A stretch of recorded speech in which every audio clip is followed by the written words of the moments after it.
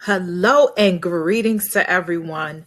Thank you for joining me for episode 2 of Fiscal Fridays. I am so glad to have you here on tonight with me. So I just want to start by saying this is a pre-recorded session. I will not be on live, or when you see the video, it will be a video and not me on live on tonight. I've got a prior engagement. And so I was unable to come on live, but I wanted to give you a video as I missed on last week because of a family emergency. But nonetheless, God willing, I am here and I want to share with you on tonight what I call money moves for 2024. Now, let me preface by saying I am not going to tell you to put your money in this stock or put your money here or there or that kind of thing. But what I want to give you is a high level approach on what you should be doing, how you should be preparing, on how you're going to handle your finances in this year. Okay, so let's jump right into tonight's session. And I want to say this. Many folks, if you follow the Hebraic calendar, you know that this year, 2024, is the year 5784 according to the Hebraic calendar. And that number 4 is representative of the door. It is representative of the door. We know that doors are portals. We know that doors are gateways. We know that doors are access points. And in this video on tonight, I will hopefully give you at least eight steps that you can take to ensure that you are well positioned to take advantage of open doors to you in regards to your finances. Some doors may be closed in this year, so every door that is available may be a closed door, not necessarily an open one, but I want you to position yourself well for the financial doors that will be open. And if you need to close some financial doors, I want you to do those as well. So let's jump into the list of 8 things, okay? I will tell you that this year of 2024 is going to be one of economic volatility, of economic uncertainty. We already see war afoot in the land. So we know that there will be a number of things that could potentially happen in this year. Okay. I'm sorry, I'm just going to plug in my laptop real quick. But having said that, through wisdom and through preparation, we all can make it through in 2024. Okay, so again, let's jump into this list of things, which I call money moves for 2024. First money move is this. First money move is this. You need to save and you need to have cash on hand. Save and have cash on hand. That's money move number 1. Okay. I know there have been some people that have said cash is trash and that kind of thing. But in times of economic uncertainty, you need to have some money that has already been saved up. And I'm going to say this: you don't want everything that you have saved to be put away in a bank. You need to have available cash stored away safely and securely so that you can get to it if and when needed. Okay.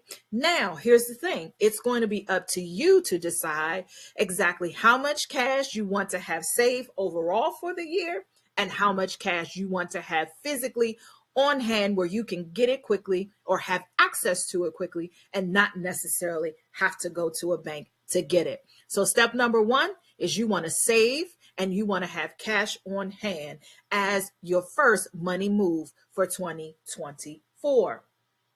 Step number 2 is this. I want you to re-examine your vision and I want you to establish smart goals for your finances for 2024.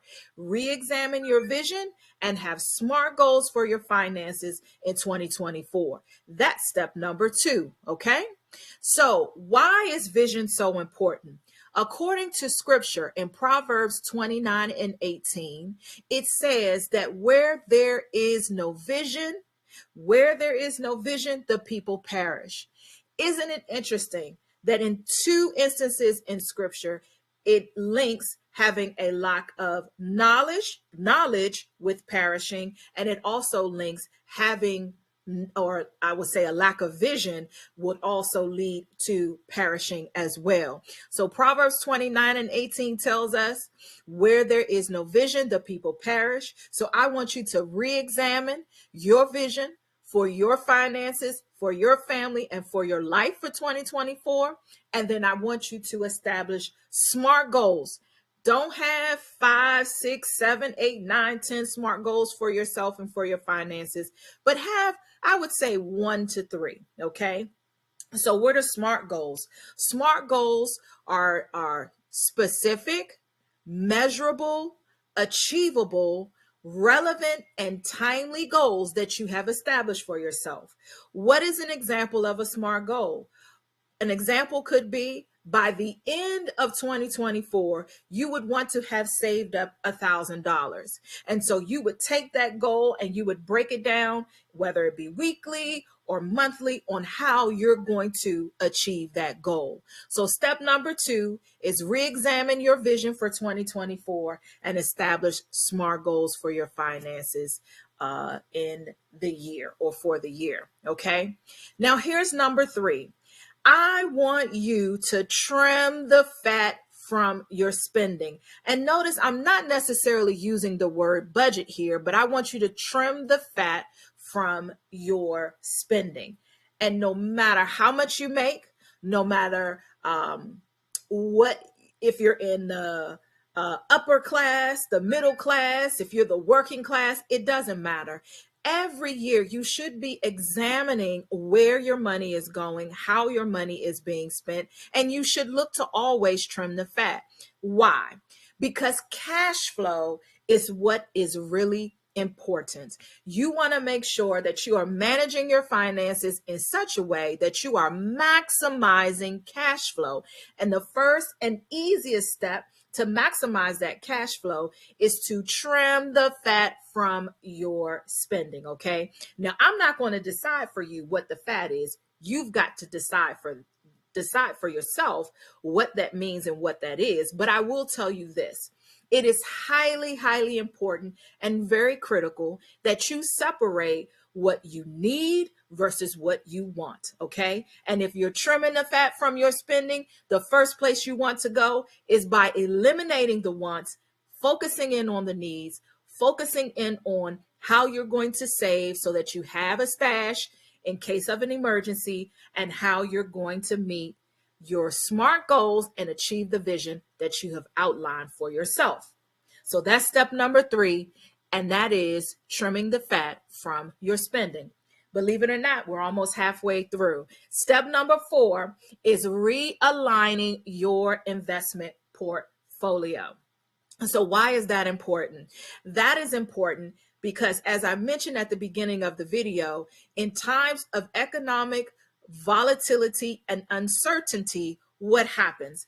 Typically, the market will be up and it will be down. Now, I know the market is on somewhat of a bull run at this time, and I use that very, very loosely. So don't come for me in the comments because I use that. But even in bear markets, bull markets, you're going to see periods of up and down. It doesn't matter.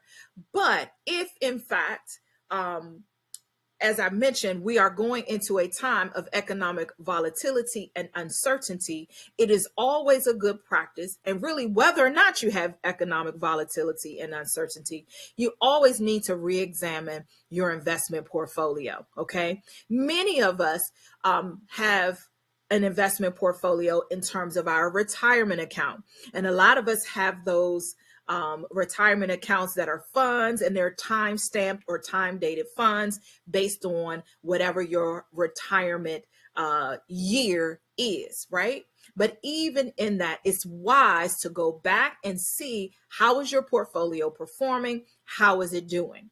Now, some analysts and some experts say that because of the economic volatility and uncertainty, this may not be a time for certain stocks like growth stocks, but rather this may be a time to shift to value.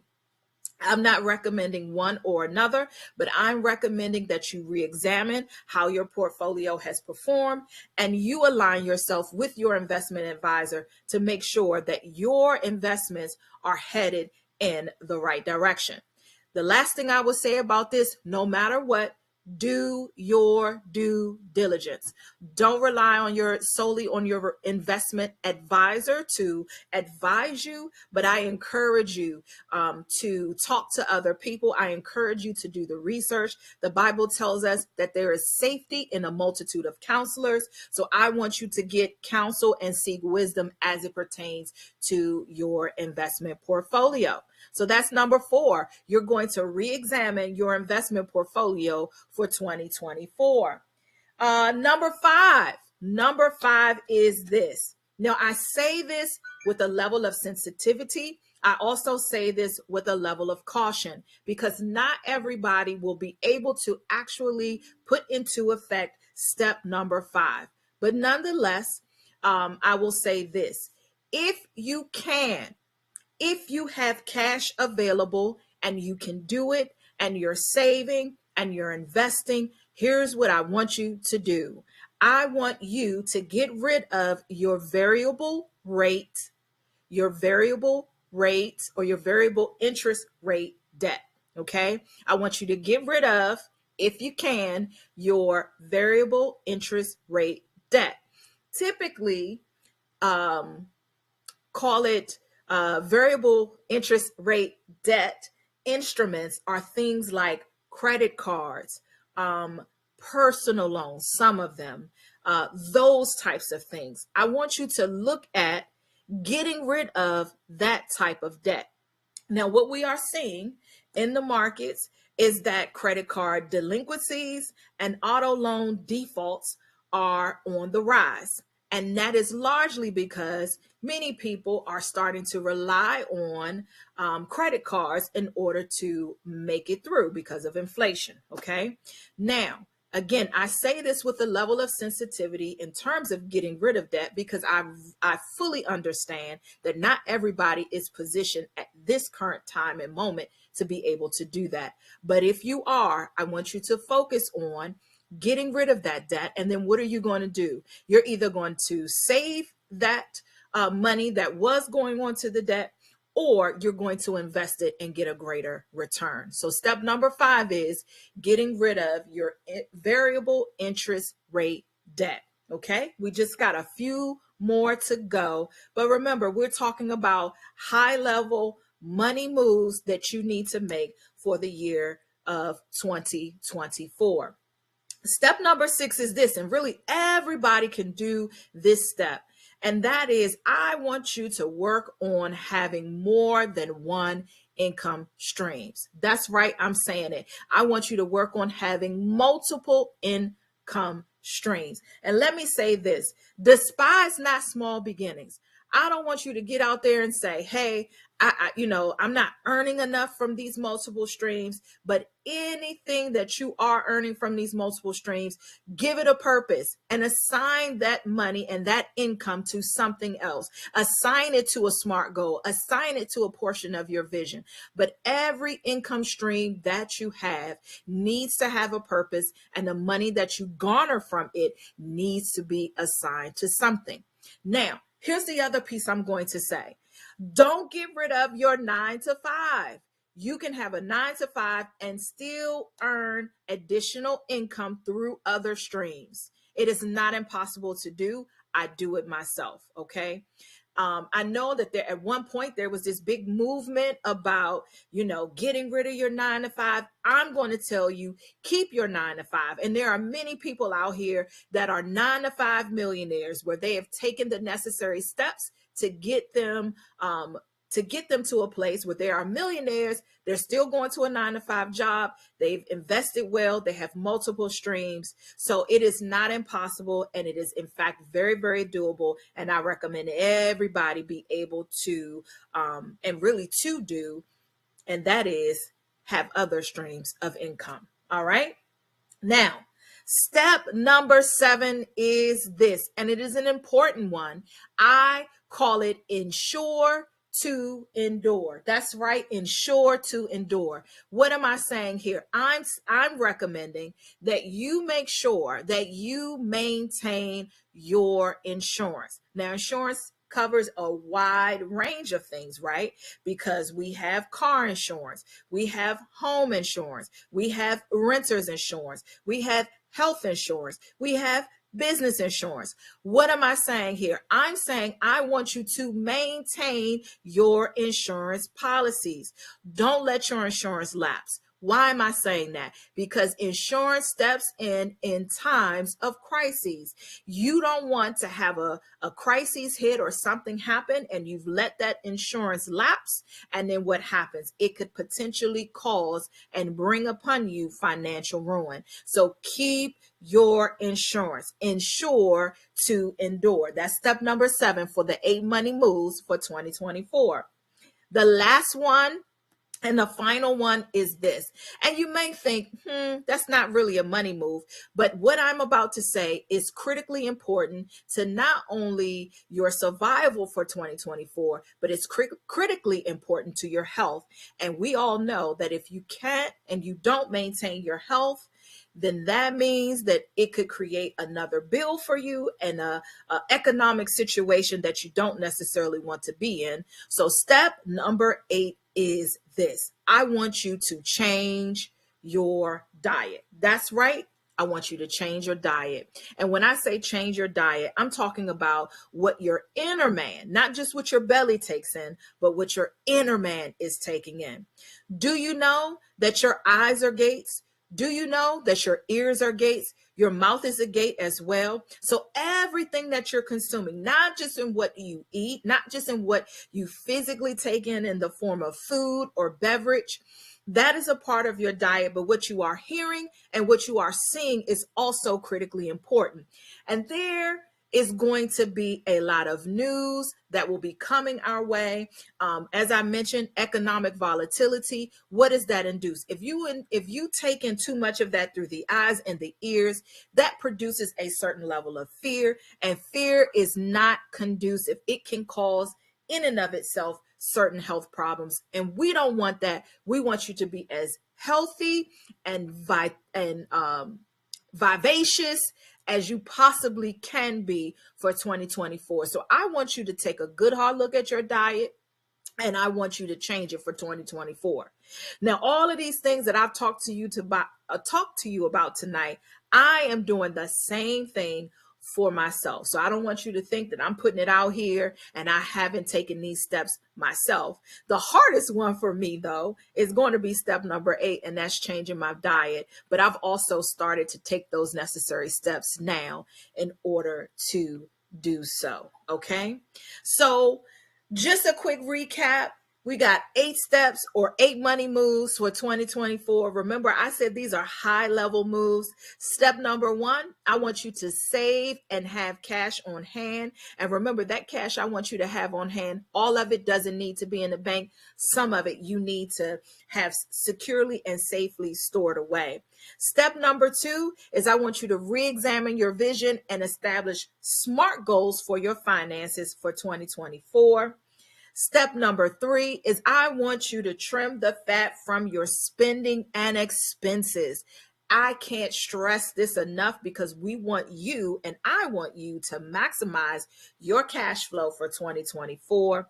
Step number 4 is I want you to realign your investment portfolio. That's right. Take a look at it, realign with your investment advisors, and make sure your investment portfolio is doing what you want it to do. And you also may need to do certain things within your investment portfolio to hedge against economic volatility and uncertainty as well. Step number 5 is I want you to get rid of variable interest rate debt. That's if you can afford to do so.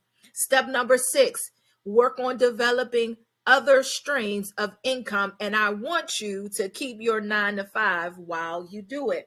Step number 7 is ensure to endure. Don't skimp, nor skip on the insurance. You want that insurance to be in place so that if something happens unexpectedly, you have the insurance to fall back on. You don't have to pull from your savings, and it will not cause you unnecessarily financial stress or distress. Okay. And then step number 8, I'm sorry, is I want you to change your diet.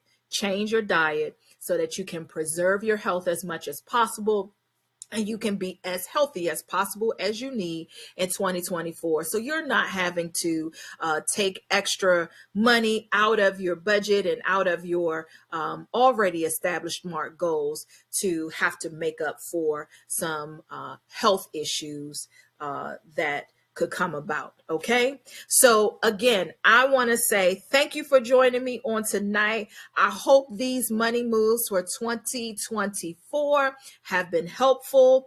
I want you to join me next week because I'm establishing what I call my watch list, and I want it to be your watch list for 2024. Why am I saying this? Because we've got to keep a watch out for certain things that could come about, that could be afoot. And we have to know how to position not only ourselves and our families, but we've got to position our finances to be able to handle some of those things that could potentially be coming.